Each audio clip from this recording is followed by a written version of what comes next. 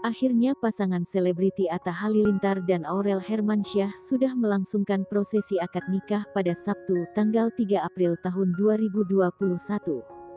Atta Halilintar dan Aurel Hermansyah memamerkan kemesraannya di hari pertama menjadi suami istri. Atta Halilintar rupanya akan mulai bekerja di hari pertama berumah tangga dengan Aurel Hermansyah. Atta Halilintar dan Aurel Hermansyah rupanya ingin mengumpulkan pundi-pundi uang untuk bisa bulan madu di luar negeri.